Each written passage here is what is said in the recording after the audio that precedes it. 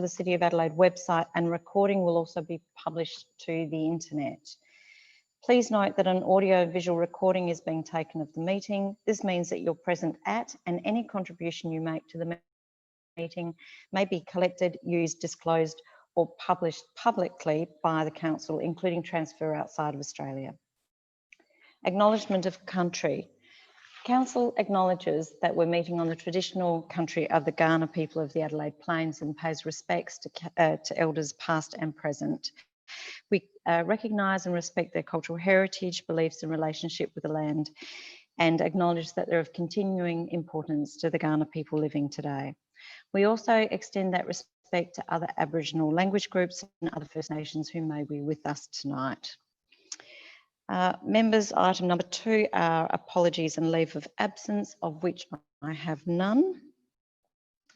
That takes us to item number 3, which is reports for council.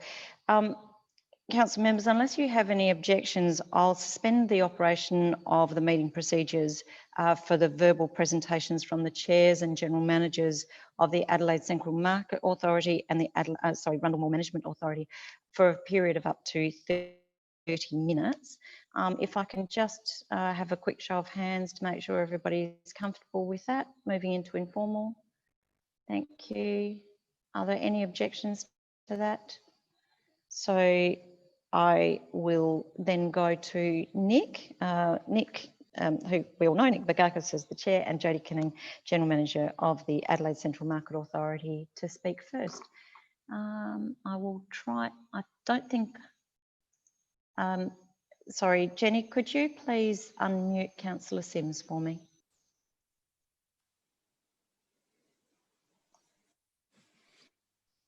Sorry, Lord Mayor, and apologies, Nick and Jodie. I certainly am not against hearing your presentation. The only issue is I wasn't aware that that was going to go for half an hour tonight. I'd assumed that this was going to only be a fairly short meeting. So, yeah, I'm just wondering whether we can potentially move through things a little bit more quickly. Perhaps I can ask, that is actually what I've got in my notes. I didn't have a time limit to it, but Nick, could you tell us how long your presentation? You're muted at the moment, Nick. You're muted. So we'll have to unmute you. There we go. Good.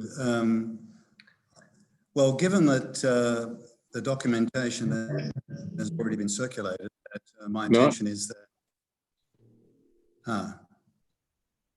Right. No, can I speak, Lord Mayor? Councillor Martin, yes. Yeah, look, Lord Mayor, I haven't received any documents. What is this about? I haven't received any documents either, Councillor Martin, but I believe that this is a presentation by both the Adelaide Central Market Authority and the Rundle Mall Authority.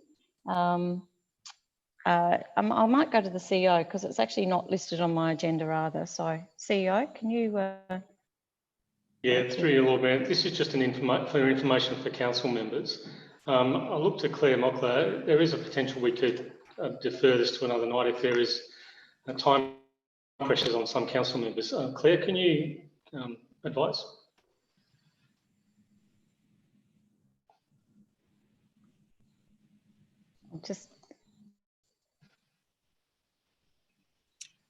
Thank you. So usually as part of any consideration of business plan and budget, the Chair and CEOs from both our subsidiaries present to council members their preliminary thinking and approach for the upcoming financial year. Apologies, this isn't on the agenda.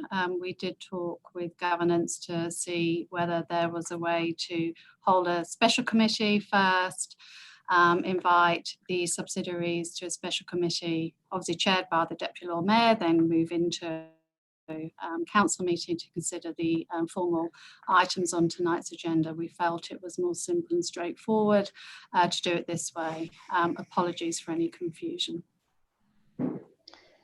So with that in mind, members, if we can perhaps go ahead. Nick, can you tell us how long the presentation may last? Well, if the documentation that I had thought was circulated, if I leave those almost 20 slides out and just have a if I can just make a general presentation, then I think 5 or 6 minutes on my behalf. That would be great, and then we can circulate the documents. Councillor Sims, would that be, you're happy with that? That's fine. And just to reiterate, Nick, it's certainly not a criticism of you. I'm always keen to hear your report. It's just that I understand completely, Robert. It just wasn't on the agenda, so some of us weren't aware. Perhaps, Nick, then if we could sort of just ask you to keep to around 5 minutes, just with a high level, and then we'll circulate the papers. If members want to hear more from you, we'll make sure that you have an opportunity to come back and talk to us. Well, of course, and Jody and I will remain available. Now, I'm not actually going to talk to these slides. This information will actually be circulated, but I'll just take a few minutes on general matters. So, good evening, Lord Mayor, and good evening, councillors. I present to you tonight for the last time, the final time as Chair of ACMA. The Central Market is in a sound position that continues to be a vital part of our community. These are extremely difficult times for retail and more challenges lie ahead. My term of office, and in fact 4 out of the 5 ACMA independent directors' terms, expire at the end of July 2020. The appointment of the new chair from the 1st of August is to be applauded. I thank my fellow board members for their support and efforts over these last 6 years, these 2 terms. I thank the management current, that is Jody, and past Aaron Brumby, who served in the first term of office of the current board.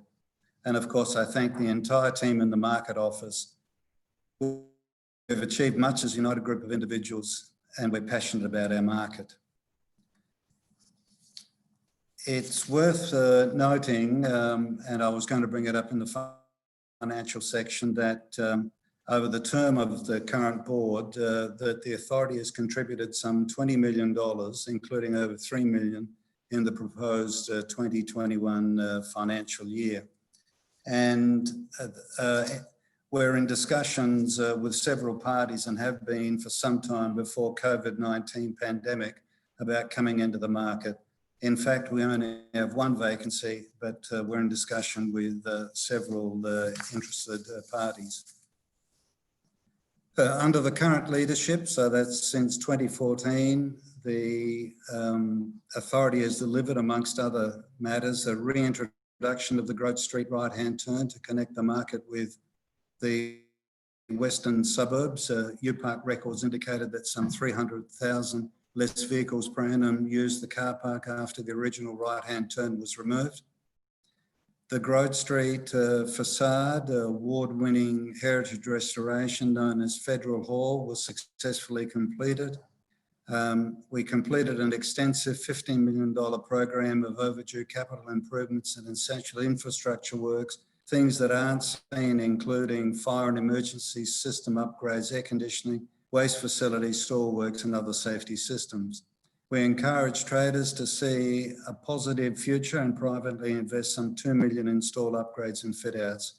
We introduced the highly successful Producer and Residence program for food startups, providing food entrepreneurs a platform to test, trial and experiment, and also offering interesting tastings to our customers. We developed the community kitchen to connect the market with the multicultural community and the food industry. We've achieved 100% waste diversion from landfill via significant waste management facility upgrades through a change in culture and a different way of thinking about our outputs within the market. We constructed an accessible toilet and parent room as part of the extensive program of essential amenity upgrades to meet consumer expectations and appropriate regulations. We were announced as the state winner of the Major Tourism Award in 2016. we organised successful 150th birthday celebrations, including publishing the successful 480-page hardcover book.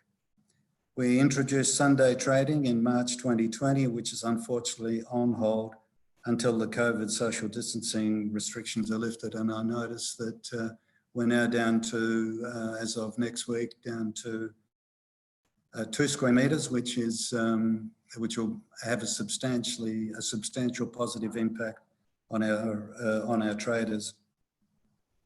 We ensure that the market has continued to trade as an essential service in this COVID-19 restricted times, ensuring planning was appropriately undertaken and the regulations and restrictions required were applied.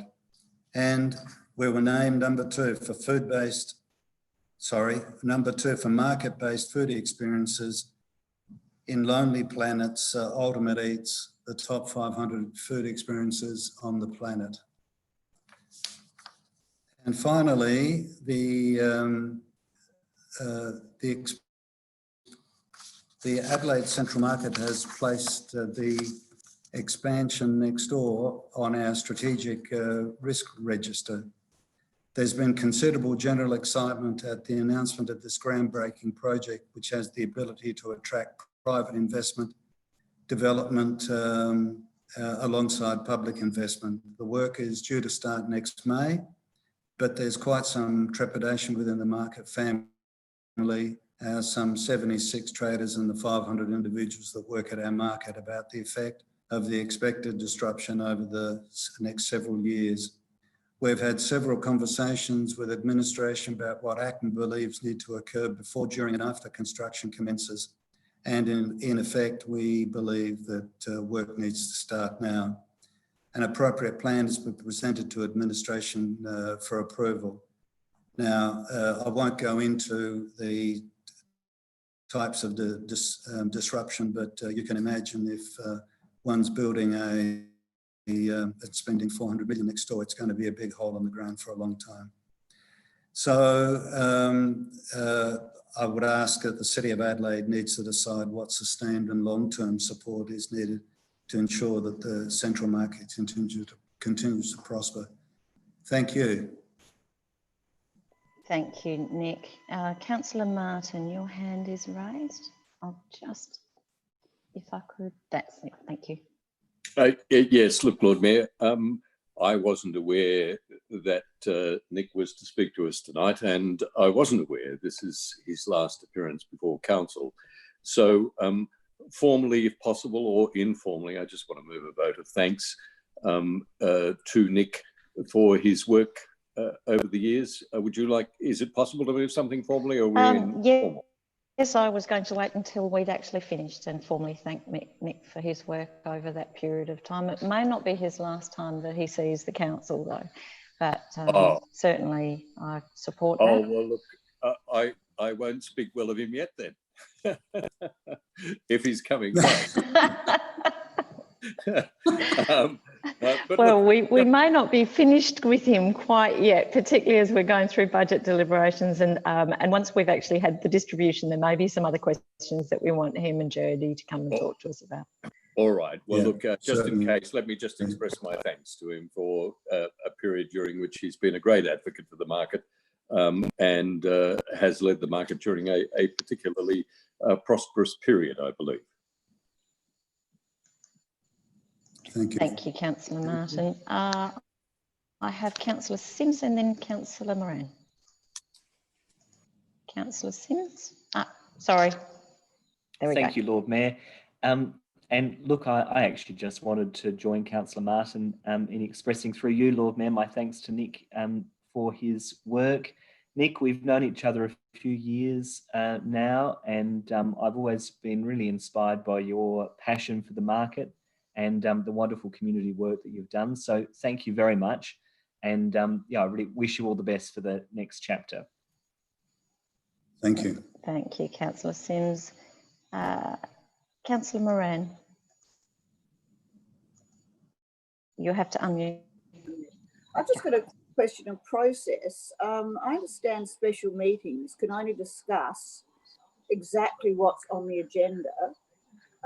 So while I wish Nick all the best and he's done a great job, I think it's highly inappropriate and would like the administration, when the rules are very clear on special council meetings, they're only to deal with what is on the written agenda. And this is not on the written agenda. And as we're discussing things about the central market, I feel this comes very close to entering the debate and influencing the outcome. And I think it's highly inappropriate. And I think we should have a special different meeting to hear Nick, interesting hearing. But I feel that when we veer from the protocol and the rules so badly, no, the answer is no. Councillor Martin cannot move a motion at any time unless it's to do with the. Well, we haven't moved a formal motion, Councillor Moran, because it's not been moved and seconded or debated. I think Councillor Martin was just giving his thanks. And perhaps if I can put your question to the CEO, Councillor Moran, in terms of this agenda. Yeah, through Lord Mayor, it is true that Council can only really debate what is on the agenda. However, the presentations by both the RMMA and Central Market Authority is part of the budget process, and it's something that we do on an annual basis anyway. But you're right, we need to stick to the agenda, and that's what we're doing tonight. Can I ask that we start the agenda now? And if we do want to add extra things to a special meeting, could we have documentation, not just bring it? It's not fair on Nick, it's not fair on us. Thank you, Councillor Moran. Nick, I know that you've actually just done an overview. I would imagine that we will invite you back at some time very soon, yourself and Jodie, so that once we've had the documentation, we can ask any questions. We've still got several budget deliberations to go. So thank you very much for your time this evening. Thank you, and I'll make sure that the comments that I made were distributed with the documentation.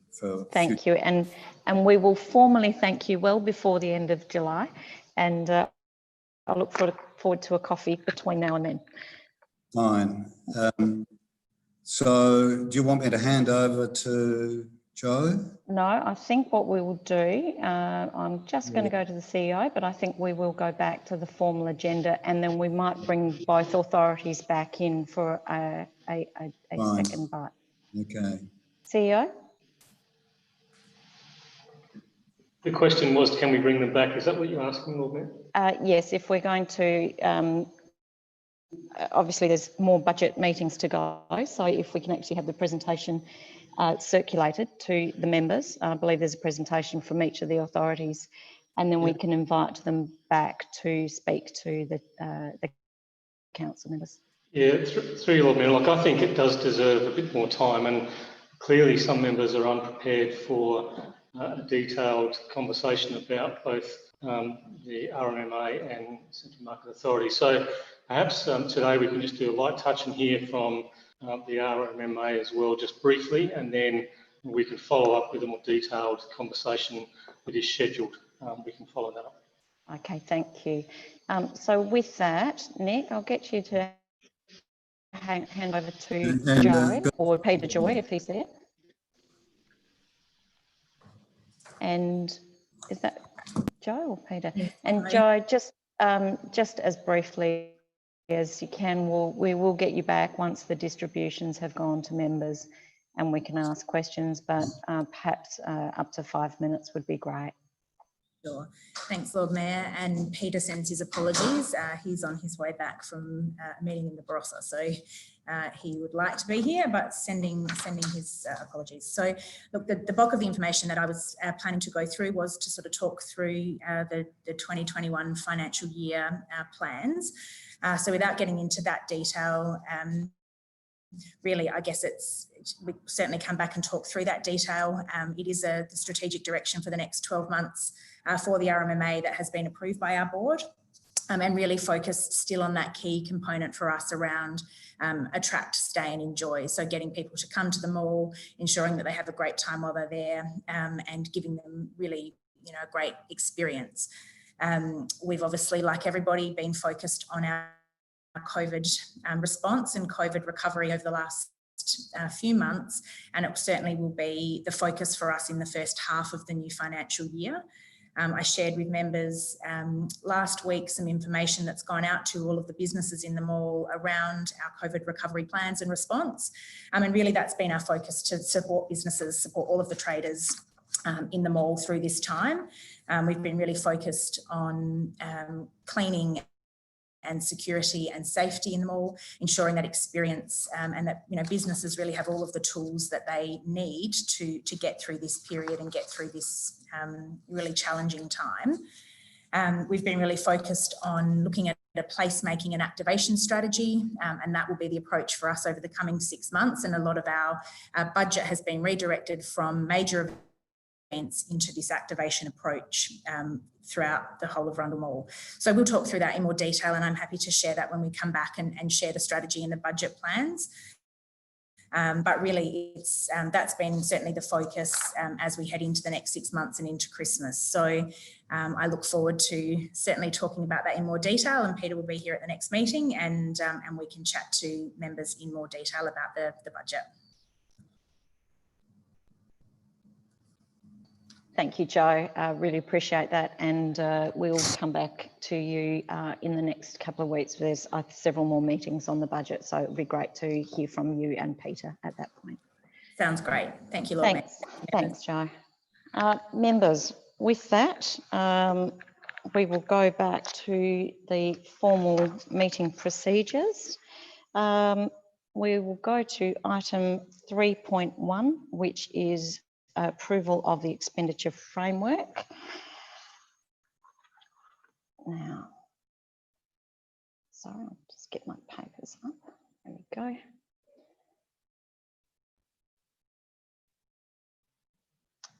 And I will look for a mover.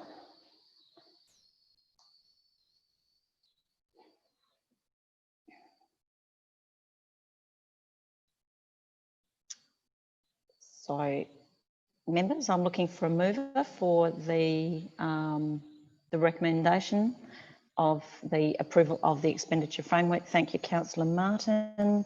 Seconded by Councillor Kira. Councillor Martin, did you wish to speak? Yeah, look, I will, Lord Mayor. Look, I am moving this, noting it is for a 3-month period. And I just want to make mention of a couple of things. I will say it's not all bad. A lot of this is good, but I have previously flagged, I am concerned that we are spending at this time, when there are a lot of businesses in strife, about $1.5 million on ICT renewals. And I would have thought at this time we could have deferred that in the interests of some other projects, particularly ones that help our ratepayers. And similarly, the full business plan is going to set out expenditure for master plans for O'Connell, Melbourne and Hutt Streets. And yet, before we've even moved to the Hutt Street one, there is in here expenditure of $325,000 on the public realm without a master plan. And to me, that seems to be putting the cart before the horse. But nevertheless, I will move that this be adopted. Thank you, Councillor Martin. Councillor Kera. Look, on that point Councillor Martin raised, I'd like to invite the administration to very briefly perhaps summarise the time-critical nature of the ICT expenditure that's proposed.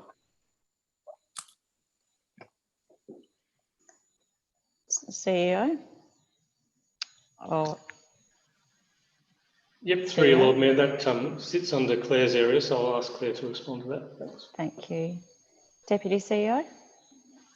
Thank you, Lord Mayor, and thank you, CEO. So our ICT renewals is based on an ongoing renewal approach taken through a risk lens. It's not just on renewals associated with the running of administration, such as computers, laptops, phones. It also encompasses things in our community spaces. like computers in our libraries and printers also in the public community space as well. So it's our normal, standard, ongoing ICT renewals. Thank you. Councillor Kerr, did you wish to speak at all? No. Members, if there's no other speakers, I will go back to Councillor Martin to sum up. Councillor Martin.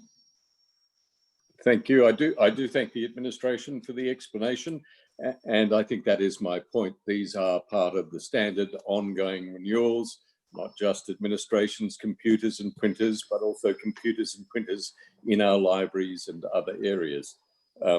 And so when the city is in the grip of recession, that is when you look at these things. However, Lord Mayor, I will support this and I ask members to do likewise. Thank you. Members to the vote by show of hands. Those in favour? Those against? That is carried. Thank you, members. That takes us to item 3.2 on our agenda, which is the 2022-21 Business Plan and Budget Review of General Operations Fees and Charges. And I have got the Deputy Lord Mayor and Councillor Martin. Deputy Lord Mayor. Thanks, Lord Mayor. I just want to move a slight alternative motion. It's only a couple of minor changes. So take the original motion at 2, replace adopts with defers, and then 4, replace adopts with defer. And then at a new point, 6,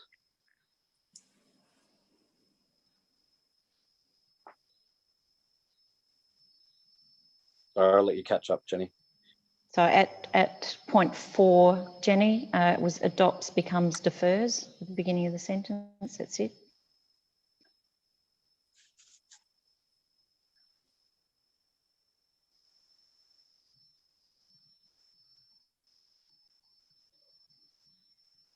Yep, good. And then considers the above alongside the QF1 report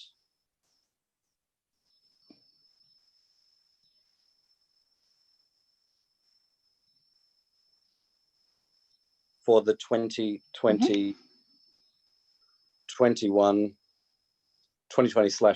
yep, financial year, so as to review the above in time for a decision. Yep. By 1st of January 2021.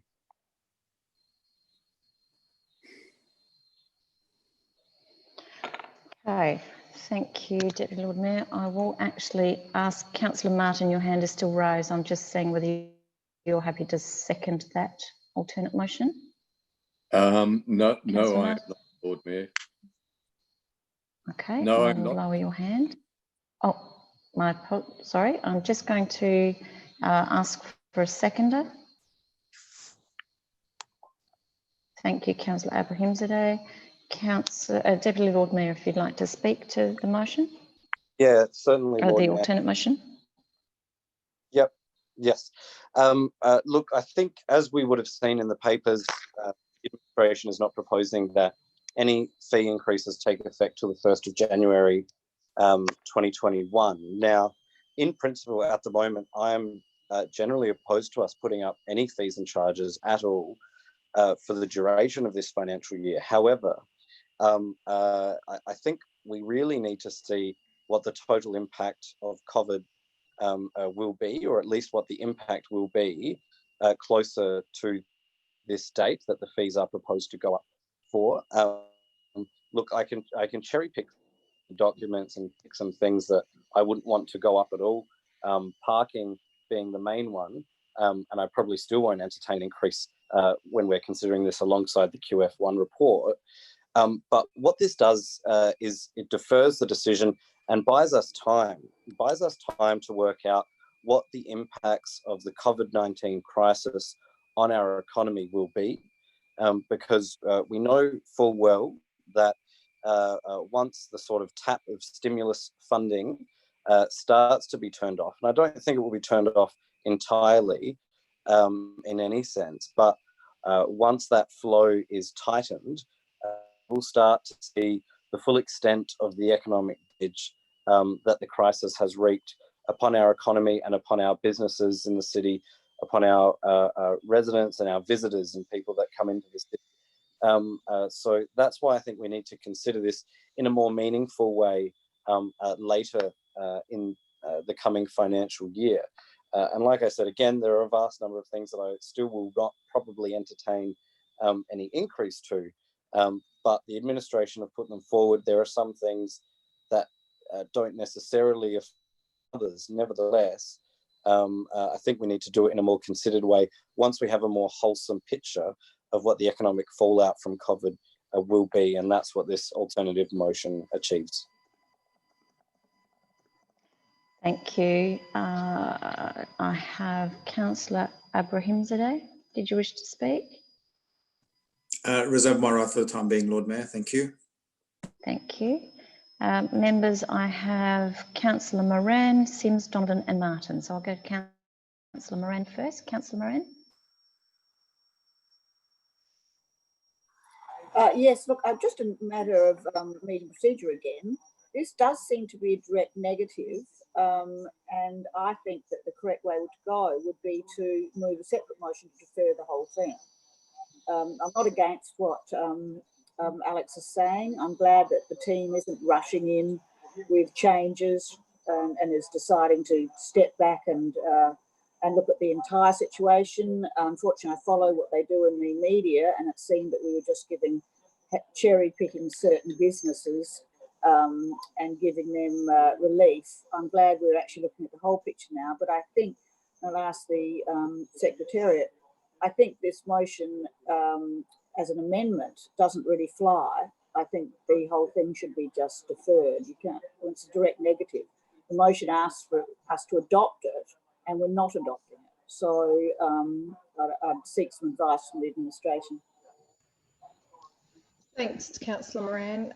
Through you, Lord Mayor, it's an alternate motion being put forward, so effectively it is like a deferral with noting the addition of Part 6. So it's not an amendment as such. Yeah. Thank you. I will go to Councillor Sims. I'll reserve my right, Lord Mayor. Thank you, Councillor Sims. I have Councillor Donovan. Councillor Donovan. Thanks, Lord Mayor. Just a quick question. In deferring the schedule, does this then leave us with no schedule? Should the wording in fact be defer the increase rather than just defer the schedule? Does this leave us without a schedule at all for the next 6 months? Deputy CEO. Thank you, Councillor Donovan, for that question. So the purpose of having the expenditure framework was to enable us to also consider fees and charges from the 1st of July. You'll note that in our executive summary, we did say that we would come back at QF1 in early November. And so at this point would recommend no changes to fees and charges from the 1st of July and keep them at 1920 levels. So that's what we put forward tonight. I've just asked Brett, who's here, just to confirm, can we still continue to charge fees and charges if we do not adopt the schedule as proposed tonight and if we defer? So I just need to get some advice, some legal advice tonight to check, does that leave us without fees and charges from the 1st of July, or whether we just continue to charge until November. So if you could just pause for 1 minute. Thank you. Councillor Donovan, were there any other questions? No, that's it. Thanks, Lord Mayor. Thank you. I will go to Council. I've got Councillor Martin and then Councillor Sims. So Councillor Martin, did you have any other questions? No, before I proceed though, Lord Mayor, could we have that advice from the administration? Yep, that's fine. I was just saying if there's anything else. And Councillor Sims? That's all right, Lord Mayor. I'll reserve my right. Okay, thank you. I can see the hand. Thank you. I don't think I have access to the electronic hand, so I need to do that. I've just checked with Brett. It's the word defer, which makes it sound like we don't have fees and charges. So my preference would be, if you don't wish to adopt, that you say continue to charge 1920, the schedule of fees and charges, rather than defers, just because that wording does sound like you don't have anything. So I will go back to the Deputy Lord Mayor. Deputy Lord Mayor, did you want to make a variation to your alternate motion? Yes, no, I'm happy with that. I was working on the basis that the expenditure framework we approved allowed us to continue doing that until the 1st of January. But yeah, if it assists people. Just a point there, Lord Mayor. The final wording says, as included in the attachment. I assume we can all assume the continuation assumes the existing charges, not the increase that where there are those increases from the 1st of January.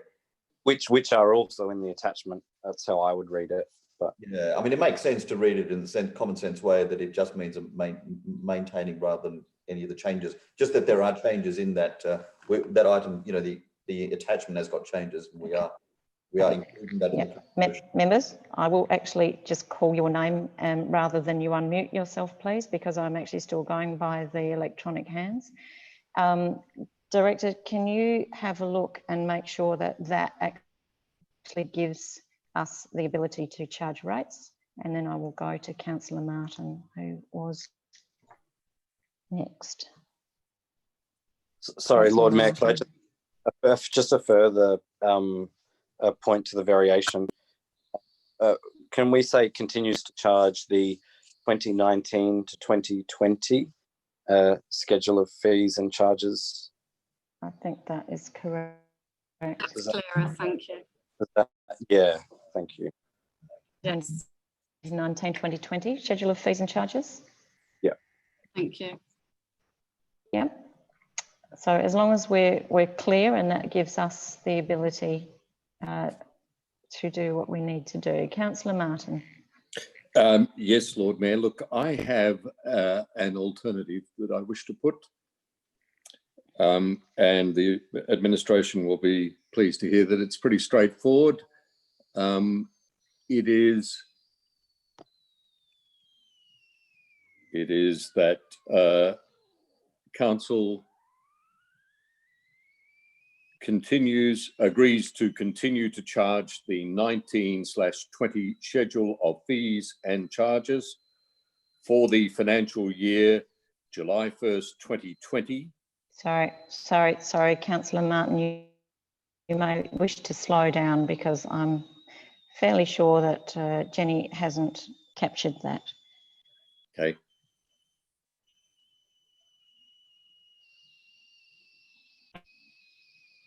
Sorry, Councillor Martin, can you, just to be clear, this is a variation on this current alternate motion? It's an amendment.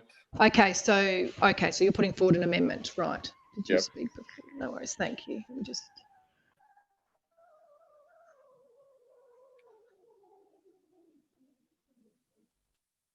And before you remove it all, the last, what was 5 remains and becomes 2.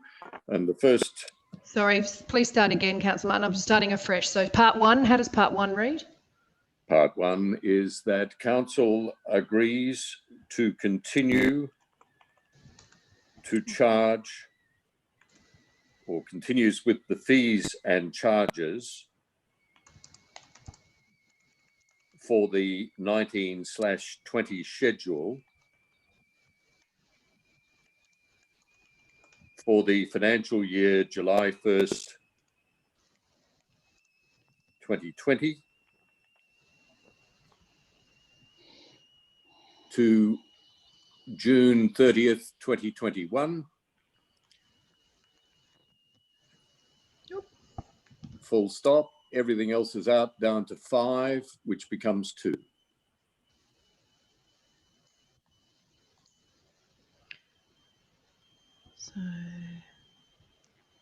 Okay, now I will look for a seconder. It has to be someone who hasn't spoken. Just to clarify, is part 6 is now also gone, or is that still there? Yes, Councillor? part 6 is gone too. That was actually the alternative motion, yeah. Correct, yep, no worries. So, Councillor Sims, I am assuming, given that you have reserved your right, you are not taken as having spoken. I'll just ask Jenny to double check that with happy me. to second this for Correct, the. that's correct, Lord Mayor. Sorry. Happy to second this for the purposes of debate, Lord Mayor. Okay, thank you. Councillor Martin.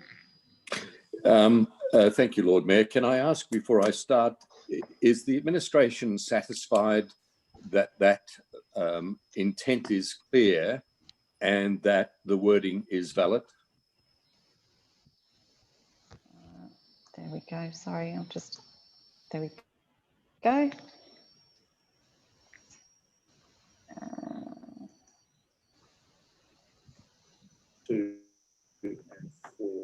Points 2 and 4. In terms of, Agrees to continue. No, I think that's clear. I'm clear. it's just. Agrees to continue with fees and charges. So, We've still got item Deputy 2, Lord Mayor, which sorry, is- not Deputy Lord Mayor. Deputy CEO, are you answering the question from Councillor Martin? Yes, I'm clear. Thank you, Lord Mayor. Thank The you. intent. Yeah. Councillor Martin?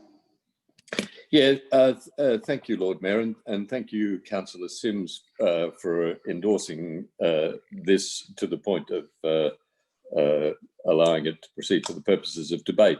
Look, whatever the Deputy Lord Mayor said, the intent of the discussion thus far has been about applying the same fees and charges until November, when the QF1 report is presented, and then reserving our right to increase charges.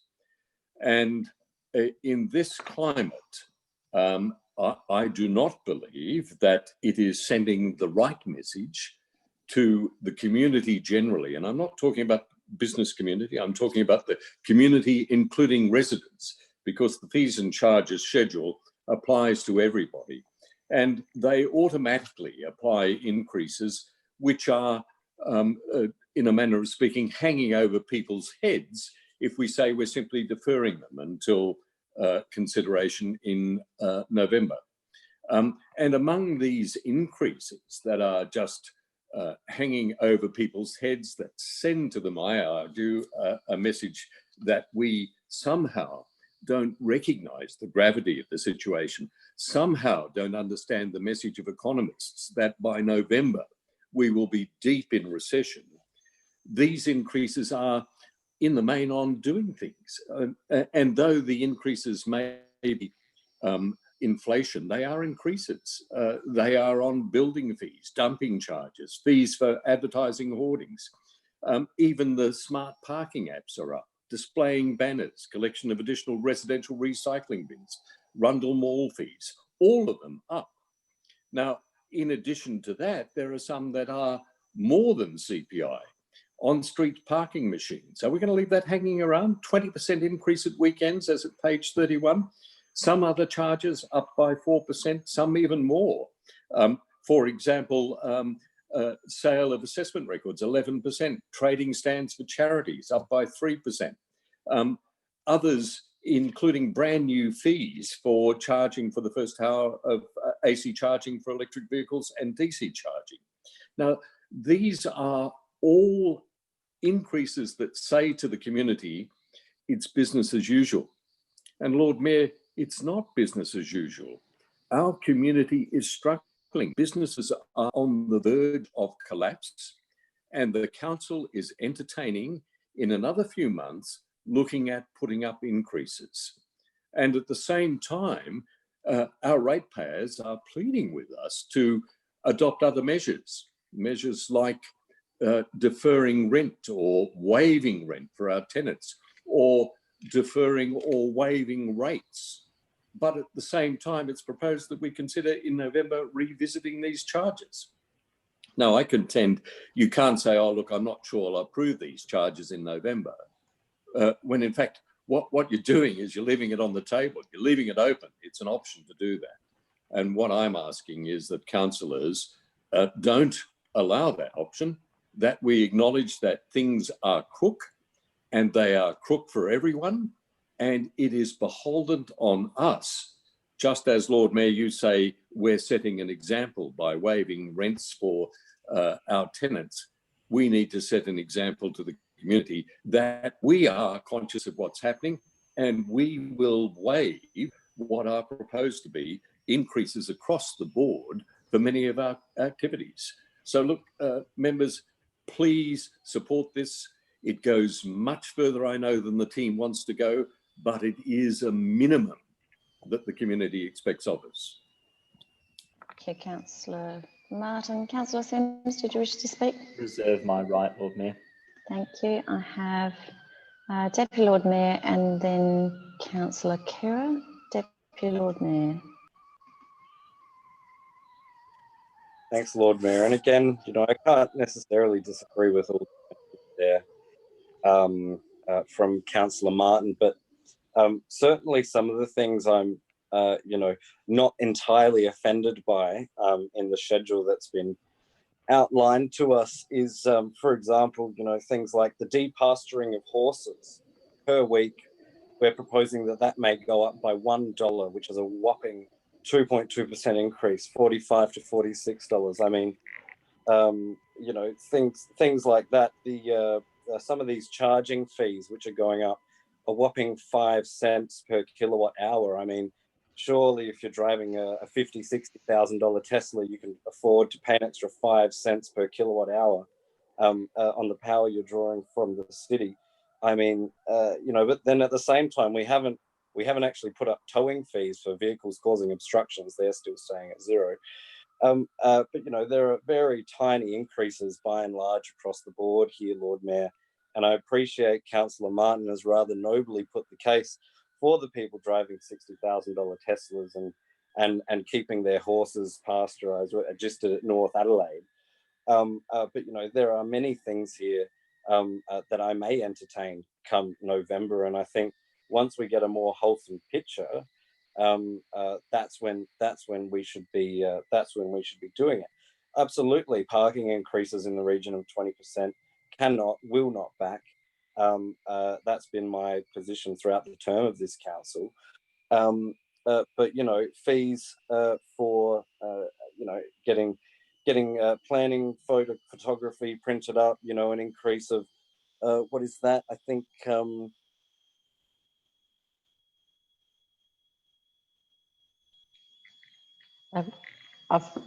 not sure if I've lost you or whether you've stopped speaking. So I will actually go to Councillor Kira. I think we lost you then. Councillor Kira. Okay, thanks. I thought I heard the DLM pip up right at the end there, but anyway, yes, I'm very much on board with, I think, what is a parallel sentiment being expressed by Councillors Martin and the Deputy Lord Mayor, and that is we do not want to increase fees.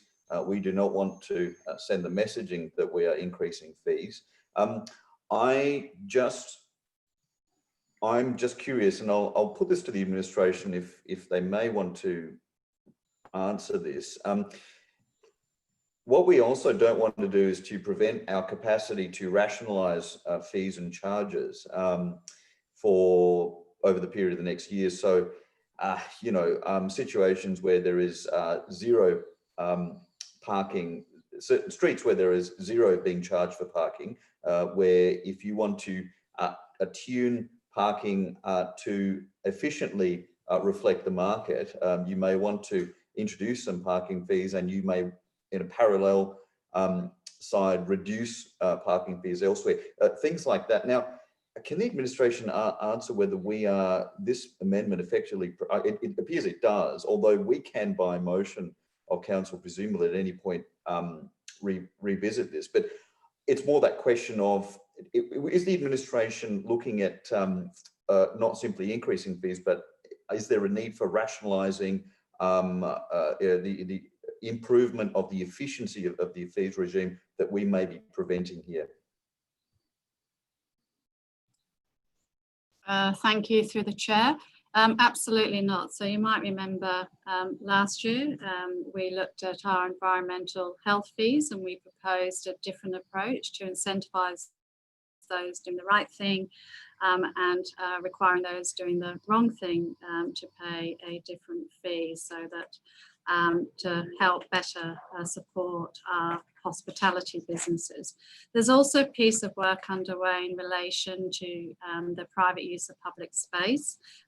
So Vanessa Godden held a workshop with you earlier this year in February, that first discussion around the multitude of fees and charges associated with using public space.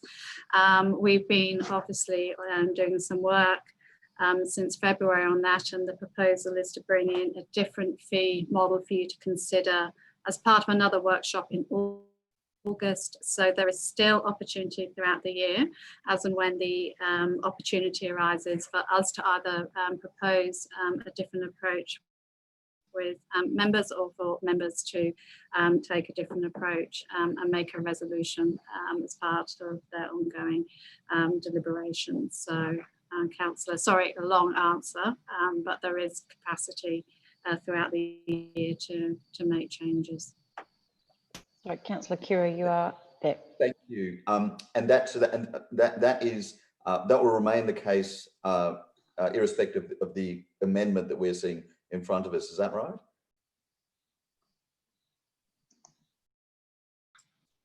That's correct. Okay, great. Thank you. That's all I have. Thank you. I'll go to Councillor Mackie and then Councillor Kouros. Councillor Mackie. Thanks, Lord Mayor. I would like to speak in support of this amendment. I think as the Capital City Council in South Australia, we have a role to play in sending an unequivocal signal to the community, to the business community, to the residential community, to the visitor community who drive our parking revenues and other fees, revenue generating activities, that we understand absolutely clearly that we are at the beginning of what all economists are predicting will be a very, very deep recession. I think it is beholden upon us to exercise restraint when it comes not only to rates, which is a separate conversation, but to our fees and charges. The mixture, the confusion that can come from playing a bit here and adjusting a bit there just sends confusing signals to the community. So look, I am quite happy and pleased that this motion, this amendment to the motion has been put. Thank you. Councillor Kouros. I have a question to administration. I just wanted to know, what is the financial impact of Councillor Martin's amendment by locking in no increases for the whole financial year?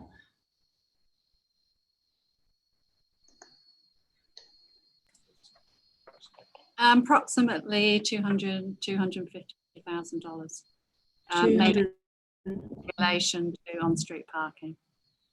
250,000. Right, sorry, Claire, you're cutting out, sorry. Right. Okay, I understand what Councillor Martin is, his thoughts process, and I think we're all on board that we don't want to increase anything at the present moment. And although it's a word that's used many times, when we are in unprecedented times, we don't know what the outcome will be, and we're all predicting doom and gloom. Just like we predicted a lot of things in regards to this COVID, and a lot of them didn't come to fruition as the prediction has said. But we don't know what's going to happen, and there is a bit of an impact on the budget, and if we lock it in for the whole year. But I am in agreement. I mean, increasing anything at the moment, it would not be a good thing, or not be sending a right message at this present time.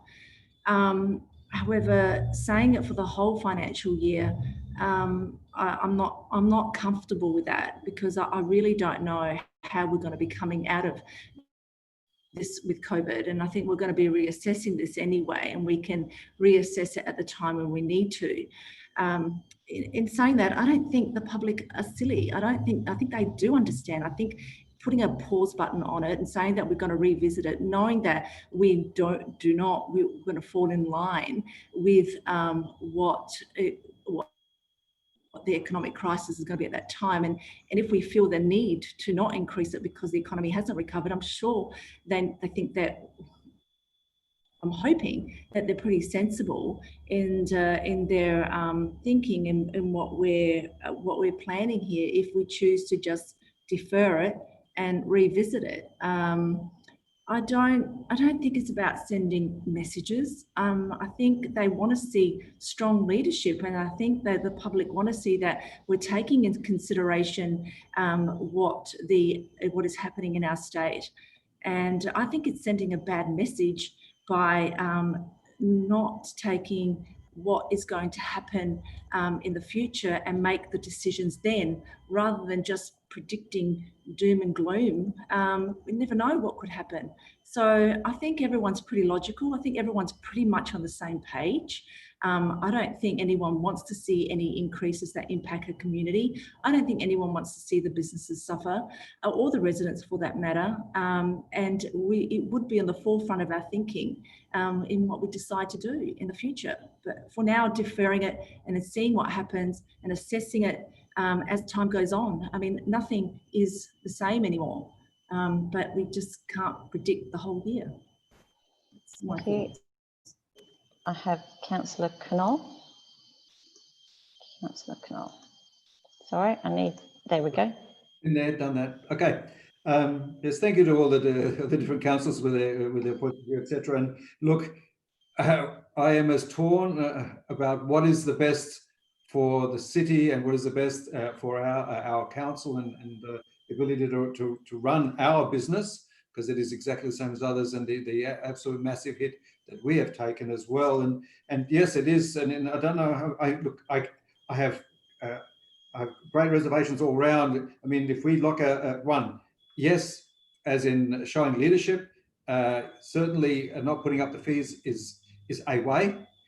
The concerns that I have is that when, having said that, we have to find overall, the whole business, considering we're trying to find income to sustain what we're doing to date.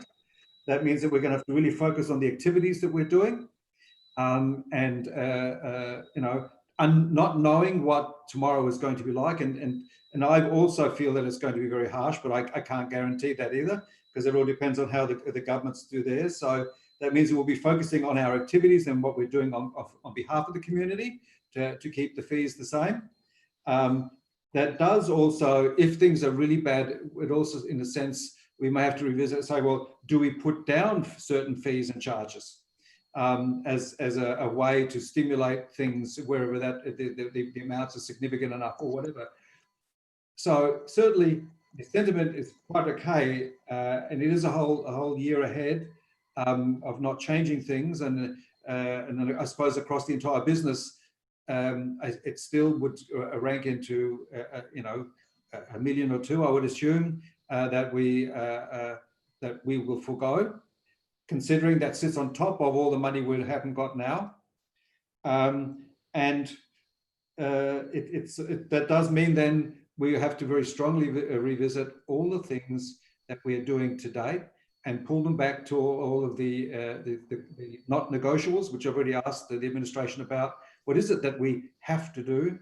You know, we are going to have to wear some other interest groups in there who have certain aspects that certainly they value, and we're going to have to look at that and say we're going to have to let certain things go, I would suspect, for us to be able to survive as the business of the Adelaide City Council. And I don't know what a right way is, but this is going to be very difficult for us to make even harsher decisions on behalf of our community. Thank you, Councillor Knoll. I have Councillor Moran. Councillor Moran. Yes, my view on this is that I cannot support any increase in parking fees and ask that the proposal be scrapped. With local businesses and residents doing it so tough, we cannot entertain hiking fees and charges. Our revenue shortfalls must be addressed through saving, not tax hikes. We need to look at our own efficiency before we raid others' hip pockets. And I think we certainly need to give people certainty this financial year that they will not be incurring extra costs. We can also, if by some magical thing that the economy suddenly booms in 6 months, we can reassess it, just as we could do it the other way if we'd put them up. I think that that Councillor Martin has really called Team Adelaide's bluff here by seeing them and raising them. It's amusing to watch the minor members of Team Adelaide circle this motion, trying to find out how they can possibly vote against it. Well, vote against it at your own peril. This is a sensible motion giving people a whole year's of financial security that we will not be increasing. To vote against this is basically still holding the Damocles sword over people's heads, saying at any stage we might put them up. Give these people security in the knowledge that we are not going to put them up for the next financial year. And I can assure Councillor Kouros that this is a serious situation and it will last for at least one more financial year. And I will be very critical of anybody that votes against this. I'm sure you will, Team Adelaide, vote against it and put your boys' motion up, but that is very disingenuous and your ratepayers will see through you. Thank you. Thank you. Councillor Abrahimzadeh. Thank you, Lord Mayor. It was interesting of Councillor Moran to use the Deputy Lord Mayor's media lines about hitting other people's pockets. But the only reason why I wouldn't support this, and I'm not saying that I wouldn't support this, but the only reason why I would contemplate not supporting this is because there's a part of me that that wants to explore opportunities around reducing any of these fees, if that's a possibility. I don't know whether if it is, but you know, it might be something that that we might be able to explore once we go past this this pandemic. I think it's a good enough amendment. It provides some security, but that would be my only issue, is that if later on down the track we are in a financially we're in a position to provide some reductions, that might be a lever for us to use to get more visitors or do more around the city. But nevertheless, I'm keen to see what other councillors have to say, and I'll vote accordingly. Thank you. Councillor Kouros, I'm assuming it's a question because you've already spoken. It is a question, Lord Mayor. I just want to be just following on what Councillor Abrahimzadeh said. Voting for this amendment or alternate motion from Councillor Martin locks us in for the whole year, so we wouldn't be able to revisit to reduce any. Is that correct? To reduce any parking fees, we couldn't revisit that at all. Is that correct? If we're voting for this alternate motion? Yep. So fees and charges under the Local Government Act can be fixed, varied or revoked by decision of council. So right. Okay. We can revisit. Thank you. I will go to Councillor Sims. Thanks, Lord Mayor. I've listened intently to the debate on this one because I must admit I can genuinely see both sides of the argument. However, it seems to me that there is almost unanimous agreement on the council that people do not want fees and charges to increase. That seems to have been the unanimous view of everybody that has spoken. In light of that, I don't see what Councillor Hyde's motion does other than create more confusion and uncertainty. So I don't see what that achieves. Councillor Martin's proposal seems to be the motion that reflects the majority view of the council. So on that basis, I will throw my support behind that. But on the proviso, I want to make it very clear to members of this council that I will fight tooth and nail any cuts to services that are proposed as a way of making up the council's, restoring the council's bottom line. Because it seems to me that any time there is a proposal that comes to this council, it's knocked on the head in terms of a revenue measure. I don't want to see vulnerable members of the community having to carry the can for the recession through cuts to community services. So I'll support this motion, but I certainly won't be cutting any support for, I won't be supporting any cuts to services that council offers either. Thank you, Councillor Sims. I think everybody has spoken. Sorry, I have Councillor Donovan, I think. There we go. Thanks, Lord Mayor. To go against the trend, I think the proposal that was put forward by administration is the best proposal. I'm quite happy to stick with the current fees and charges for the foreseeable future, the remainder of this financial year, but I do think we should have the lever to review, and accepting that that lever is always there, but the intent to review, particularly with the information provided by the Deputy CEO, that by potentially foregoing just one of those minor increases, noting that most of them are very minor increases that are aligned with CPI, we potentially lose $250,000.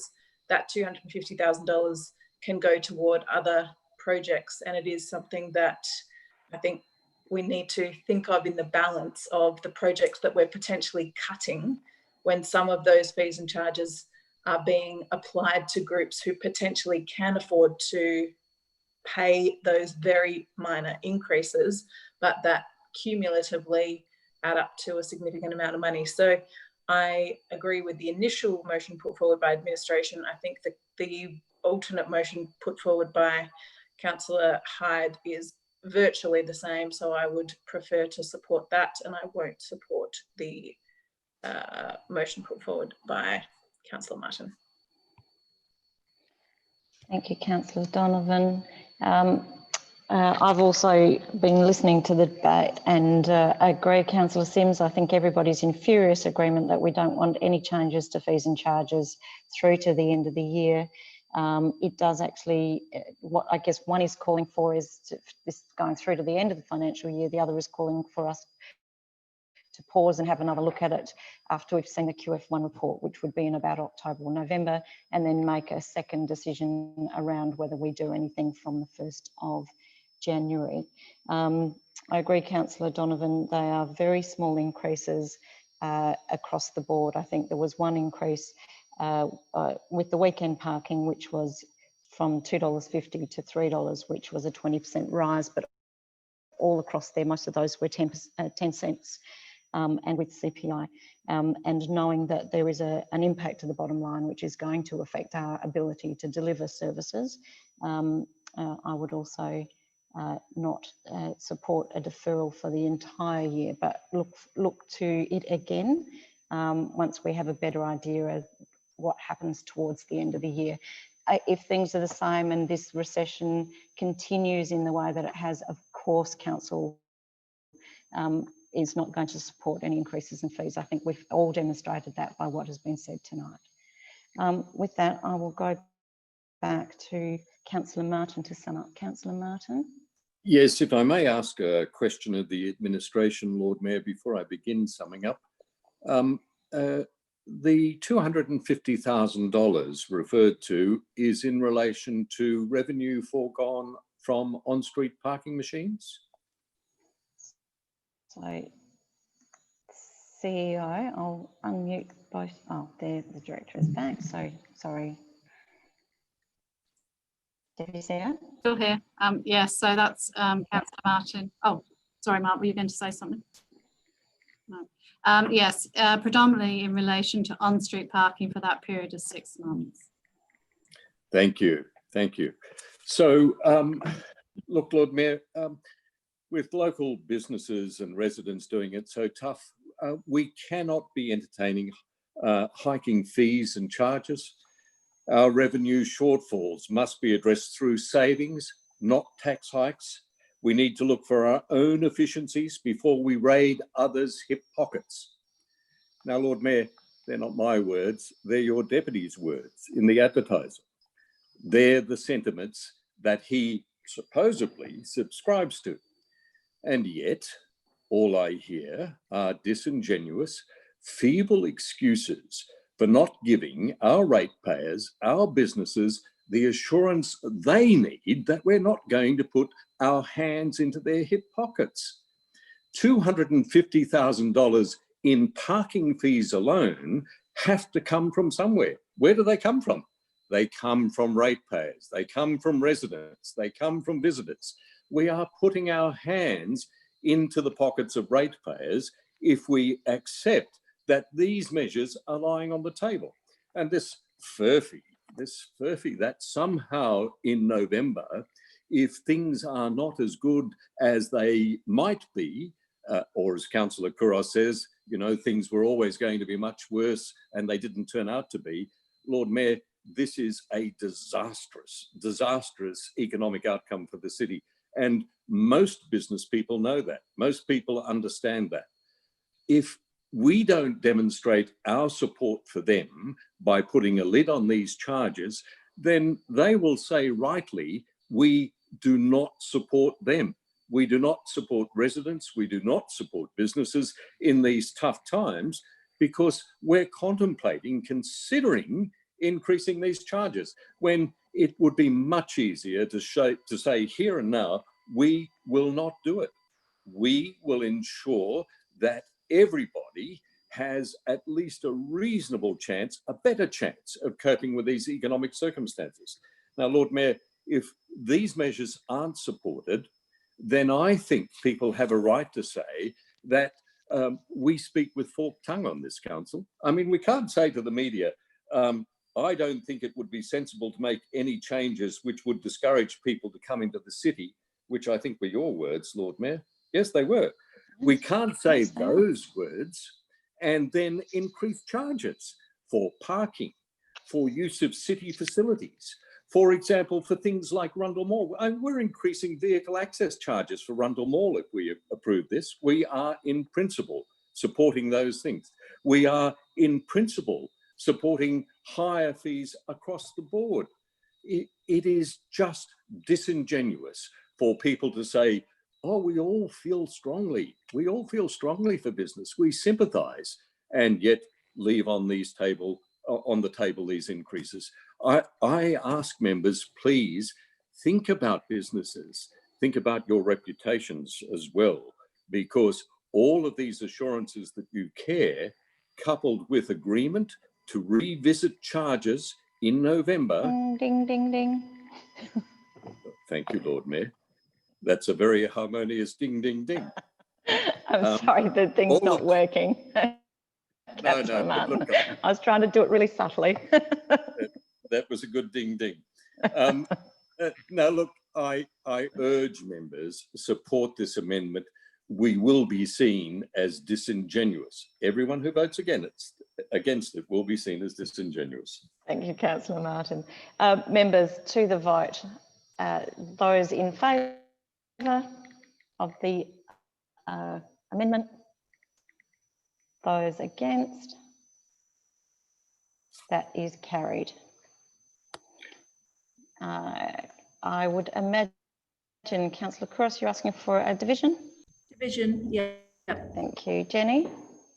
Council members, the division has been called on the amendment. Would all those in favour of the amendment please raise your hand and keep it raised until all names have been called. Councillor Sims, Councillor Martin, Councillor Mackie, Councillor Kouros, Councillor Knoll, Councillor Ho, Councillor Abrahimzadeh, Councillor Kira, Councillor Moran. Thank you, members. We now go to 3.3. Sorry, Lord Mayor, that was just the vote on the amendment, sorry. That was vote on the amendment. Sorry, that now becomes the substantive. Thank you, Jenny. If anyone would like to speak to the substantive, if not, I will go back to the Deputy Lord Mayor to sum up.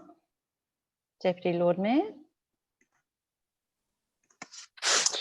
Thanks, Lord Mayor, and I'm incredibly pleased to know that some of my colleagues are able to read your comments and my comments, and hopefully one day they might be able to read the intent of them as well, read between the lines and add some context to them as well. But those are complex literary mechanisms that perhaps are beyond them at the moment.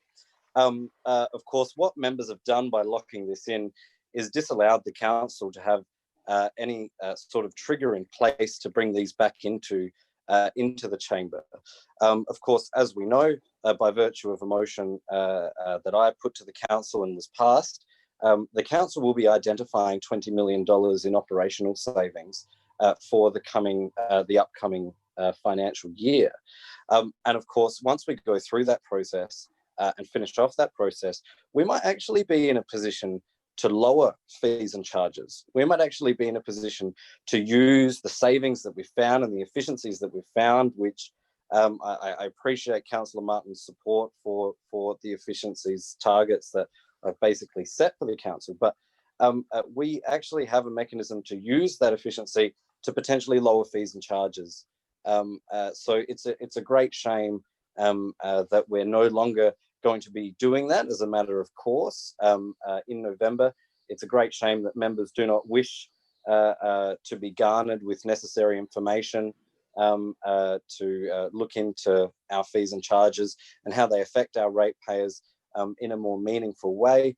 Nevertheless, look, it's not the worst outcome. Could it have been better in November? Absolutely. Do I think members I think members may come to that conclusion, and perhaps we'll see some motions to lower fees and charges in the future. But I will leave it there. Thanks, Lord Mayor. Thank you, members. We are going, sorry, Councillor Moran, that was summing up. I'll just, Councillor Moran. I have unmuted you, sorry. Before I vote, could I just ask administration, I understood that the Deputy CEO said that at any time we can revisit and lower fees and charges if we want to. Just see that Councillor Hyde said that we were locking it in, but I understood Claire to say that that was it is during summing up. Thank you, Councillor Moran, CEO. Yeah, through you, Lord Mayor. Whilst Council sets fees and charges on an annual basis, as the Deputy CEO mentioned earlier, Council can any time bring in any fees and reconsider them. And that's a commonplace. Thank you. Members, to the vote. Those in favour? Those against? That is carried. Members, that takes us to item 3.3 on the agenda, which is the Treasury Policy revision. And I will look for a mover, Councillor Kouros, and a seconder. Oh, sorry, Councillor Kouros, is your hand raised to move? Yes, and Councillor Sims as a seconder. Councillor Kouros, would you like to speak to it? I reserve my right. Councillor Sims, did you wish to speak? I'll reserve my right too, Lord Mayor. Members? Councillor Martin? Yeah, thank you, Lord Mayor. Look, I'm still quite overcome that Council has supported the previous motion, so give me a moment to collect my thoughts. look, I do understand this, and I support the concept of the centerpiece of this piece of work, which is the Future Fund. And frankly, if we'd had a future fund in the past, we wouldn't be in as much financial strife. And look, you may have been on council at the time, Lord Mayor. I can't remember, but when it was clear that council had won more than $20 million compensation for the Wingfield settlement from the state government, there was a push from some of us to have that money quarantined. And had we had a future fund, it might have been quarantined. But of course, it just went to the bottom line. It was squandered on just operational and asset renewals. So this is a good idea. But I don't think this actually does it. It is clear from this, and I draw every member's attention to it at page 5. It says clearly that when there is a sale of assets, sale proceeds will be used to reduce overall council borrowings and interest expenses. But there'll be a little remark or notation that this money was acquired. So in other words, the money that comes into the council from any sale of asset will be used to pay down debt. That makes it clear, page 5. So it's not such a grand change as one would hope. And I remain also, I might add, implacably opposed to what the Adelaide Review called a fire sale of assets in reference to our selling anything, particularly at this time. Look, I don't support the notion also of borrowing $175 million. That is a very large amount. I would be much happier if council were given the opportunity to approve any borrowings on any particular project rather than just a blanket. Now, I know you'll say, well, they'll come into us, but this creates a disposition that we're ready to spend $100 million in addition to our current deficit of $75 million, which is a debt for every single ratepayer in the city of $7,000. And we are doing so without any indication of when that money's paid back. It will have to be paid back. You borrow $175 million, you've got to pay back $175 million. So while we've heard much about what we could do with the money, we've heard nothing about when it will be paid back and how it will be paid back. So look, I won't be voting for this. I know that it will be supported, but I just think there's so much uncertainty and potentially downside for ratepayers that I can't. Thank you. Councillor Martin. CEO, did you wish to respond? Sorry, I'm trying to, there we go. Yeah, sure, thanks, Lord Mayor. Just want to really clarify that council, the proceeds from property sale in the past has been allocated towards key projects. So I just want to make it clear that that's what's occurred with the funding rather than it just simply going to the bottom line. And further to that, just to be really clear so council members understand, setting a prudential limit is a policy decision. It's not a decision of council to borrow. It's a policy decision to work within an amount or a percentage rather than actually agreeing to borrow at this time. Any decision, any move to undertake any borrowings would require ongoing and specific decisions of council based on circumstances at the time. So it's a policy decision, not a decision to borrow at the moment. Thank you. I'll go to Councillor Simms. Councillor Simms. Thanks, Lord Mayor. I do support this. Council's in the middle of a crisis, and we've faced some huge hits to our revenue as a result of the pandemic. And the thing about council is it doesn't have many levers to be able to pull in terms of dealing with this economic crisis, because we voted not to increase fees and charges. This council has consistently argued against increasing rates in accordance with CPI. And, you know, I certainly wouldn't be advocating to increase rates at the moment either. So it strikes me, Lord Mayor, that if we want to be able to have some flexibility, it makes sense for us to be able to borrow. But also we've got some outstanding infrastructure projects that we need to complete and get moving on. We've all talked about the aquatic centre being a key priority, and there's a clear community need for that to be redeveloped. We've also got a bikeway that needs to be completed at some time in the foreseeable future. And there's a range of other meritorious projects that I think it would be great for council to be in a position to fund, and indeed to do so, I think would provide stimulus to the local economy as well. But we can't do that unless we have money in the kitty. And interest rates are at an all-time low. And I think it makes sense for us to increase our borrowing limit so that we can fund the kind of projects that our community expects of us. I worry that if we don't increase the borrowing limit, then we're going to find ourselves in a very difficult position in terms of funding those projects. But we're also going to move into a situation when we start having to cut key community services, and I don't want to go down that path. So I think this is the prudent thing to do in this context, and I encourage councillors to support it. Thank you, Councillor Simms. Councillor Khera.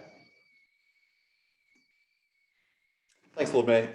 I would just like to ask the administration if they can just specifically the prudential borrowing limits and the ratios, the interest expense ratio, leverage test and asset test ratio. That's on page 63. Look, can the administration perhaps comfort us about these ratios being within accepted practice for perhaps similar organisations? For example, the asset test ratio of 50% of saleable assets. Why would that not be? Why would that not be at first blush quite high when it would stand to reason that the assets held by a local government would be relatively illiquid? Even the so-called saleable assets would have less liquidity attached than your general types of real estate. I guess we could put it that way. Was that clear, that question?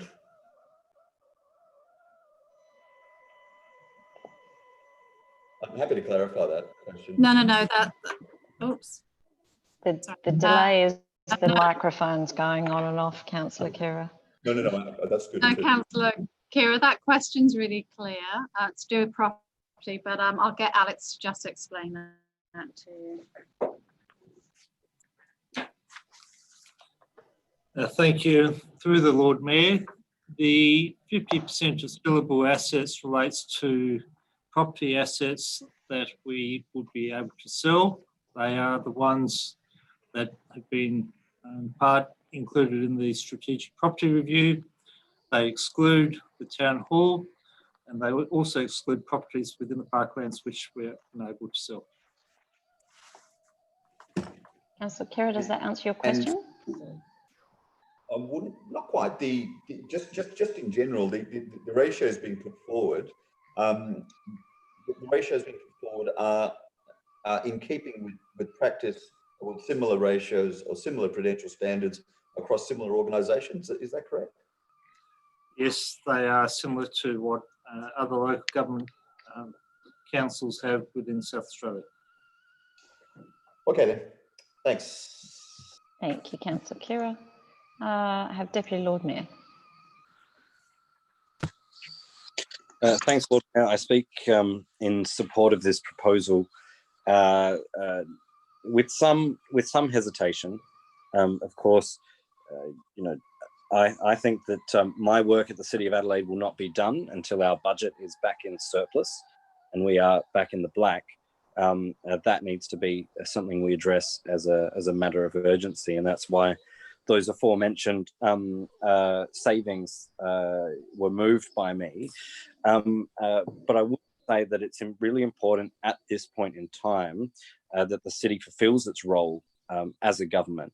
Across the globe, across Australia, we've seen governments absolutely destroy their balance sheets in the pursuit of trying to keep the economy going. And the City of Adelaide has a role to play in that as well. While the city traditionally and often under the control of the suburb of North Adelaide has at times been selfish and miserly. Deputy Lord Mayor, thank you. That was uncalled for. Now is not the time. Now is not the time to go penny pinching. We need to be supporting our ratepayers and supporting job creation and at least at minimum the maintenance of jobs in existence here in South Australia. And we do that with projects that stimulate the economy. At the same time as well, we do need to be providing some form of rate relief, as many councillors have suggested, another matter that we by and large agree on, even if we disagree on exactly what form it should take. And you can't do that with the current Treasury policy that we have in place. That's why we need to increase it. We need to increase it to help our businesses and to support their own cash flow as well when this crisis actually ramps up. And it will ramp up in the latter half of this year, and it will go on for a number of months and a number of years after that. That's what I think this Treasury policy sets us up for. It allows us to undertake the crucial stimulus work that we need to do in the city, and also allows us to be able to fund key policies and developments, whether it be the arcade, Central Market Arcade, 88 O'Connell, or other exciting opportunities that may come across your desk, Lord Mayor. So this Treasury policy sets us up for the future, and it allows us to support our community, businesses and residents through the crisis. Thank you, Deputy Lord Mayor. I have Councillor Martin. Councillor Martin, I'm assuming it's a question? Oh, yes, it is, Lord Mayor. Look, I share also Councillor Hyde's enthusiasm for returning to the black. Could the administration advise on the current long-term financial plan? What year will council return to the black?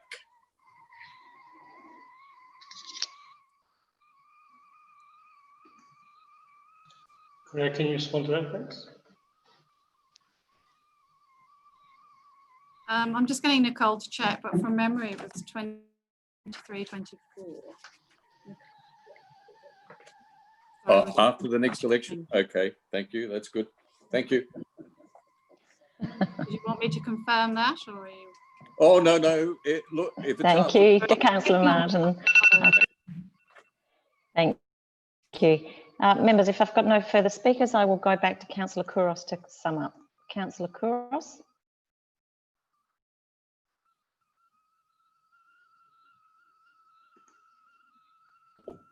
Thank you, Lord Mayor. Sorry about that. What can I say? I think the CEO just explained that this is a policy decision, not a decision to borrow. And I would think that any decisions of any borrowings will come into council. We'll make decisions on those. There's good debt and there's bad debt, and a good debt could get our city ahead if we make the right decisions. And hopefully, with endorsing this policy, we as a council can move forward to making good decisions for the city, because we are a capital city. We are accountable to having growth in this city, and we can't do that if we continue to not increase our rates, which is what we don't want to do. We don't want to increase fees and charges, which is evident that we don't want to do. So if we don't want to do any of that, we have to work out ways in which we can increase the capital growth of our city. And you really can't do that without support of borrowing to support our ratepayers or our city overall. So I think this is just, not to complicate it, it's just a policy decision. We will be getting it forward in council to what the borrowings will be. We will be discussing those. We will be debating those. And I don't want the public to be confused that this is actually a decision that we're making to borrow without any consideration of what the borrowings are going to be for. So I think it's a good thing. I think it's a good way forward. And it will be great for us as a council to make good decisions for the growth of our city. Thank you, Councillor. Members, to the vote. Those in favour? If I could see your hands, members. Those in favour? Thank you. Those against? That is carried. Councillor Couros? Division. Thank you. Jenny, division's been called. Thanks, council members. Would all those in favour of the motion, the motion, please raise your hand and keep it raised until all names have been called. Councillor Simms, Councillor Kira, Councillor Knoll, Councillor Ho, Councillor Mackie, Councillor Abrahimzadeh, Councillor Donovan, Councillor Couros and Deputy Lord Mayor. Thank you. Is Councillor Moran not here? I didn't hear a name called out. Oh, she's gone. Yeah, sorry, and we've just lost Councillor Kira as well by the looks of it for the moment. We will now go to item 4.1. Members, there's one item presented tonight to be considered in confidence, which requires a motion and decision to order the exclusion of the public to enable us to consider this in confidence. So I'm looking for a mover and a seconder in order to exclude for item 5.1, which is the 2020-2021 business plan and budget review of commercial business fees and charges. And I have Councillor Knoll has moved, seconded by Councillor Abrahimzadeh. Members, I'll go to, if there's no debate, I will go to Councillor Knoll. Sorry, I have Councillor Simms. Thank you, Lord Mayor. I'm seeking to understand the rationale for this being considered in confidence. Can administration please explain how this satisfies the requirements? Yes, certainly. I'll go to the CEO. Through you, Lord Mayor, simply because it is the council's commercial businesses, and therefore, because it's commercially related, it is entitled to be discussed in confidence. It's something that is done year on year, so it's not unusual. It's something we've done in the past, and it's a continuation of ensuring that these matters are discussed appropriately. Thanks, Lord Mayor. Thank you. Members, I have actually just lowered the hands because they went up when I was asking for movers, and I just want to make sure I haven't missed something. So Councillor Martin, I believe you have a question. No, Lord Mayor, I'm asking to speak to the exclusion motion. Yes, certainly. Look, I endorse Councillor Simms's concern, which is implicit in his question. I remind the administration that the matters which are being discussed under confidence are to come into effect on the 1st of July, and therefore most of the matters will be apparent to everyone within 7 days. But moreover, being privy to the contents, there is nothing that is so commercially sensitive that it would be damaging to any of our businesses. In fact, by the time the news gets out, it'll be out anyway. So I just really think under the circumstances, this ought to be heard in public. Thank you. Councillor Knoll, my apologies. I didn't ask if you wished to speak. I reserve for the moment. Thank you, Councillor Knoll. And equally, Councillor Abrahimzadeh. Reserve my right, thank you. Thank you. My apologies, members. Councillor Simms.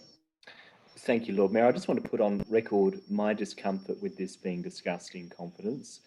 I see no reason for this to be discussed in confidence. Indeed, I think this is one of those discussions where there is a public interest, and I think it could be debated in open council. So I won't be supporting this request for it to be held behind closed doors. Thank you, Councillor Simms. Deputy Lord Mayor. Oh, sorry, Lord Mayor, that was a mistake. I'm going to waste anyone's time. Thank you. Members, I will go to, if there's no further speakers, I'll go to Councillor Knoll to sum up.